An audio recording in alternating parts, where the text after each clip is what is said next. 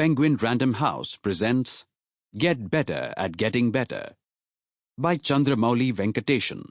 Read by Vishal Menon. 1. Introduction. I have spent the bulk of my 28-year career in sales and marketing. However, for 3 years in the middle, I performed a cross-functional role as the head of HR for what was then Cadbury India Limited, now Mondelez. In that role, it was important for me to define the purpose of HR for myself, and I defined it as helping people succeed. Each function does something to help the overall business succeed. Marketing helps the business succeed through great branding and innovation, while procurement helps by getting the necessary material at the lowest cost and at the highest quality. When I thought about how HR helps the business succeed, it was obvious to me. HR helps by making the people who work in the business succeed. If a lot of people in a company succeed, then the company will automatically succeed. Hence my definition of the HR role as helping people succeed. However, this threw up the question, what makes people succeed? Why do some people succeed while others find it very difficult? Why do some people who are doing moderately well suddenly hit their takeoff point and become wildly successful? Why do some people get stuck and make no progress at all, no matter how hard they try? These are difficult questions to answer. Why and how people succeed is a complex topic with no clear answers, and the quest to understand that topic has possessed me for many years now. The quest to understand this topic led me to write my first book, Catalyst. The book was considered very successful, and most readers felt like they had started to understand the success model better.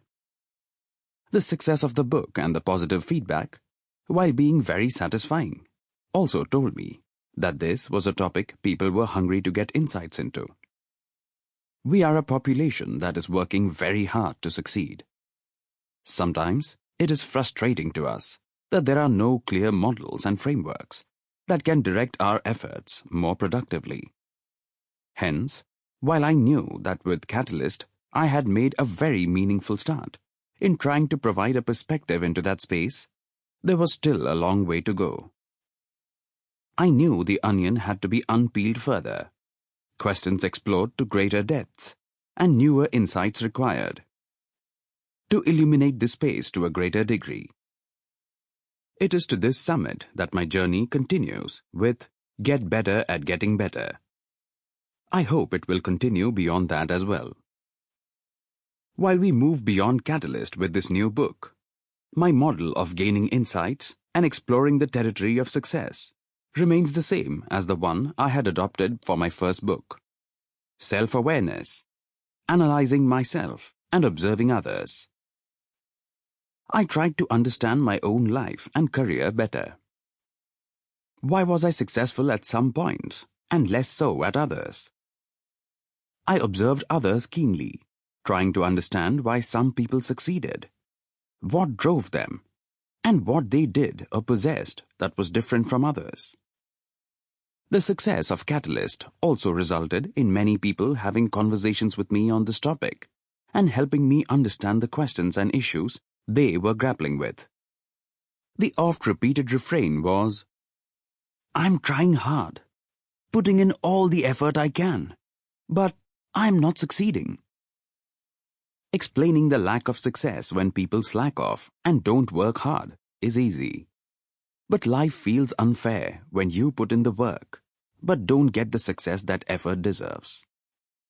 I was quite keen to try to help these people, as well as assist the already successful in accelerating their growth. Beginning with self-analysis, let me describe my career briefly. I studied engineering at Anna University, Chennai, and then did my MBA from XLRI Jamshedpur in 1991. I worked for close to a decade in Asian Paints, 1 year in GE Countrywide, 4 years in Oneida, Merck Electronics, 11 years in Cadbury or Kraft or Mondelez. and have now been working for about 2 years in Pidilite. If I were to split my journey into different tenures based on how successful I felt, I would possibly say that the first 7 to 8 years in Cadbury or Kraft or Mondelez were my greatest years, and the year in GE Countrywide my lowest. Looking beyond those, I would say I was fairly successful in Asian Paints. Successful, but to a less degree in Oneida. And I am now on my way to make a positive difference to Pidilite. Something I feel confident I can do. Within Cadbury, I went from strategy to HR, to marketing, to sales, to general management. And I felt I handled all those roles comfortably. The ease with which I traversed the varied requirements of those different roles surprised not only me, but others too. As I analyzed all this, I realized that in my early career at Asian Paints, I had had a success model. But that success model lacked scalability, as it failed when tested under more trying circumstances in GE. By the time I joined Cadbury, I had developed a success model using which I was confident that I could do anything, anywhere. And that confidence continues today. So, I believe I have a success model that is scalable. The question is, when did I develop that model? Why did I develop it? And how could I understand, decode, and explain that model to others?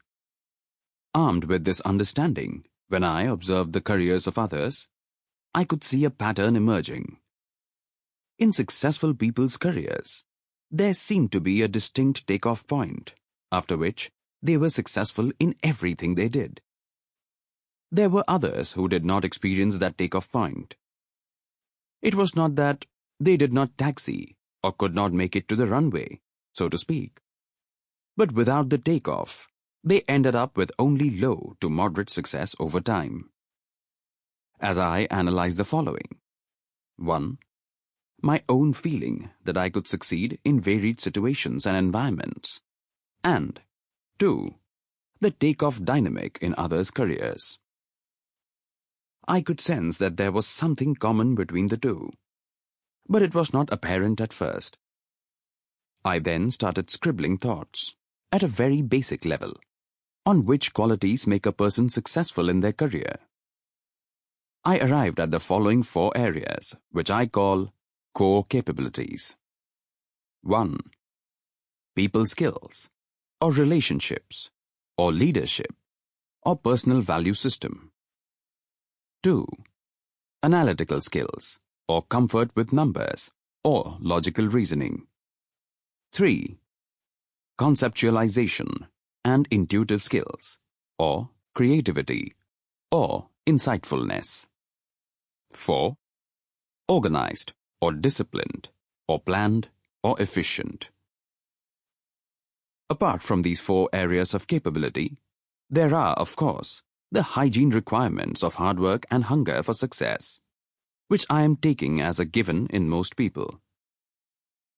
At first, it seemed to me that there was no clear pattern indicating which among the 4 core capabilities was more important. Some people were successful because of exceptional analytical skills and decent people skills, while others succeeded based on their conceptualization and creative skills. I finally discovered what seemed to me the breakthrough insight.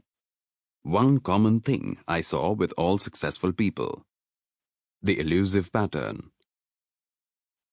I observed that they were all excellent at continuously improving the above-mentioned 4 capabilities in themselves. The differentiating factor was that they had a model based on which they could improve in themselves anything and everything they wanted. This also explains why I feel confident about my own ability to go into any new situation and succeed. That confidence is not based on already knowing what to do in a new situation, but instead on knowing that I have a model that makes me capable of learning and improving what is required to find the answers. The simple insight into success that this book is based on is that success. Sample complete. Ready to continue?